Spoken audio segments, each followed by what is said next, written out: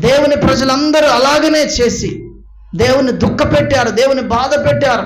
ఎందుకు దేవుని ప్రేమ ఈరోజు ఎడమైంది మానవుణ్ణి? ఆదికాండంలో దేవుని వాక్యం అంటుంది, నరునితో ఎల్లప్పుడూ నా ఆత్మ వాదించదు. దేవుని ఆత్మ నరుని దగ్గరికి వచ్చినది, నువ్వు చేసేది తప్పురా కయ్యను అంటే, దేవో నేను నీ దగ్గర ఉండనని చెప్పి దేవుని సన్నిధి వదిలిపెట్టి వెళ్ళిపోయాడట. అబ్బా, దేవునికి బాధ అనిపించిందట. హల్లెలూయా.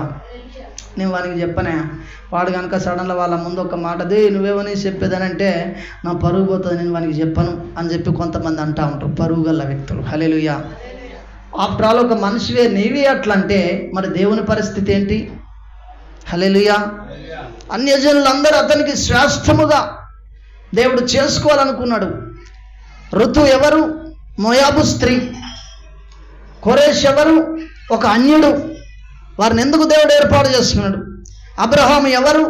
అంతకుముందు దేవుని బిడ్డ కాదు, ఒక విగ్రహం.